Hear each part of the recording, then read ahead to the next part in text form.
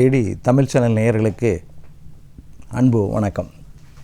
சித்தர் வழி மருத்துவத்தில் சர்க்கரை நோய், ஏன்னா இப்போ சர்க்கரை நோய் 60% பேர் இன்றைக்கி சர்க்கரை நோயால் பாதிக்கப்பட்டிருக்காங்க. சர்க்கரை நோய் அவர் தனியாக இருக்க மாட்டார், அவருக்கு நிறைய கூட்டாளிகள் தேவைப்படும். எப்படி அப்படின்னா, மூளையை கூப்பிடுவார், பிரைன் கூப்பிடுவார்னா அதை பாதிப்பு உண்டாக்கும். கண்ணை கூப்பிடுவார், தன்னுடைய துணைக்காக பார்த்தீங்கன்னா இவ்வளோ பேரை கூட வச்சுக்குவார். இதயத்தை கூப்பிடுவார், சிறுநீரகத்தை கூப்பிடுவார், ஆண்களுக்கு ஆண்மையை கூப்பிடுவார், நரம்பு மண்டலத்தை, இவங்களெல்லாம் கூட்டாளியெல்லாம் சேர்த்துக்குவாங்க. சர்க்கரை தனியாகவே இருக்க மாட்டார். அதனால் சர்க்கரை நோய் வராமல் பாதுகாத்துக்கணும். அவரை தனியாக இருக்க மாட்டார். இத்தனை பேரையும் தன்னுடைய துணைக்கு வச்சுக்கிட்டார் அப்படின்னா இவ்வளவு உறுப்புகளையும் அது கெடுக்கும். மூளையை கெடுக்கும், இதயத்தை கெடுக்கும், சிறுநீரகத்தை கெடுக்கும், ஆண்மையை கெடுக்கும், நரம்பு மண்டலத்தை கெடுக்கும்.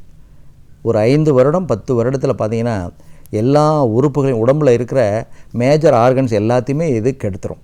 அதனால் ரொம்ப ரொம்ப எச்சரிக்கையாக இருக்க வேண்டும். இப்போ இருக்கிற தலைமுறை பார்த்திங்கன்னா சர்க்கரை நோயால் பாதிக்கப்பட்டவங்க தான் அதிகமாக இருக்கிறாங்க.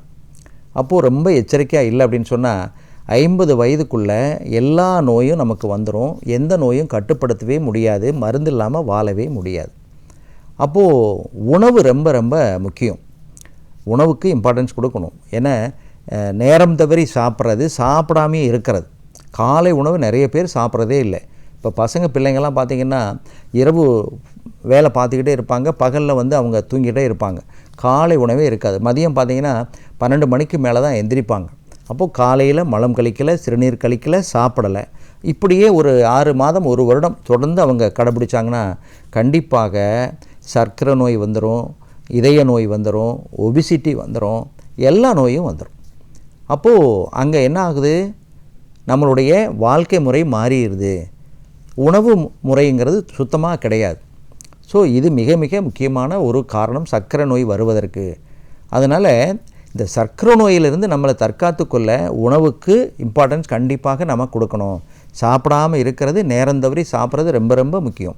அதனால் காலையில் கண்டிப்பாக சாப்பிடணும், மாலையில் கண்டிப்பாக சாப்பிடணும், மதியானம் ரொம்ப குறைவாக எடுத்துக்கொள்ள வேண்டும். நம்ம என்ன பண்ணுறோம், காலையில் சாப்பிட மாட்டோம், மதியானம் பார்த்திங்கன்னா கூட்டு பொரியல் எல்லாம் வச்சு மதியானம் நிறைய சாப்பிடுவோம். இரவு கம்மியாக தான் சாப்பிட்றோம். மத்தியானம் நிறைய சாப்பிட்டிங்கன்னா வேலை செய்ய முடியாது, வேலை வேகமாக செய்ய முடியாது. கண்டிப்பாக கொஞ்சம் நேரம் ஓய்வு எடுக்கணும் அல்லது தூங்கணும், இப்படித்தான் நமக்கு மனசு சொல்லும். அதனால் காலை உணவு நல்லா இருந்துன்னு வச்சுங்களேன், அந்த நாள் பூரா நல்லா நீங்கள் வேலை செய்ய முடியும். அதே போல் மாலை உணவு நல்லா இருந்தால் நல்ல உறக்கம் வரும். இதை நம்ம கடைபிடிக்கணும். அதனால் இந்த 2 வேளை உணவு சத்தான உணவாக இருக்க வேண்டும். சாப்பிடாமல் கண்டிப்பாக இருக்கவே கூடாது.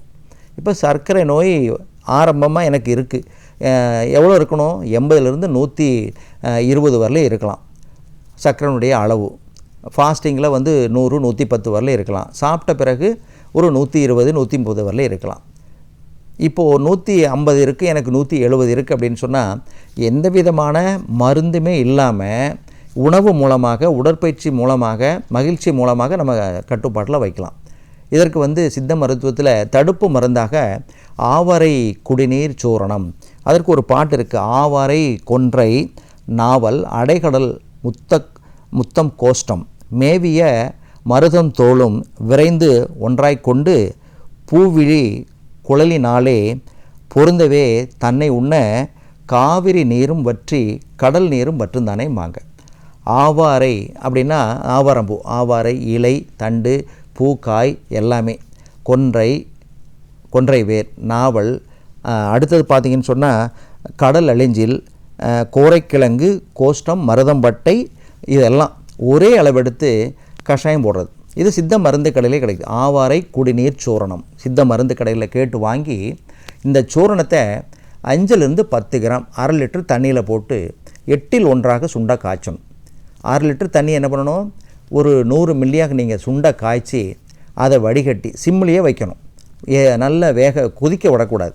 சிம்மில் வச்சு அந்த 1/2 லிட்டர் தண்ணி 100 மில்லிய சுண்டை காய்ச்சி வடிகட்டி காலையில் ஒரு வேளை, சாயந்தரம் ஒரு வேளை, 2 வேளை நீங்கள் தொடர்ந்து எடுத்துக்கிட்டால் ஆரம்ப நிலை சர்க்கரை நோய் கண்டிப்பாக கட்டுப்படும். இப்போ தீவிர நிலையில் பிற மருந்துகள் நீங்கள் எடுத்துக்கிறீங்க அப்படின்னா இந்த கஷாயத்தையும் ஆவாரை குடிநீர் சூரணத்தையும் நீங்கள் தொடர்ந்து எடுத்துக்கிட்டால் கண்கள் பாதுகாக்கப்படும், இதயம் பாதுகாக்கப்படும், சிறுநீரக செயலிழப்பு இல்லாமல் பாதுகாக்கப்படும், நரம்பு மண்டலம் பாதுகாக்கப்படும். அதே போல் ஆண்மை குறைவு ஏற்படாமல் இந்த ஆவரை குடிநீர் சூர்ணம் தடுக்கும். மீண்டும் ஒரு தகவலோடு உங்களை சந்திக்கின்றேன். நன்றி, வணக்கம்.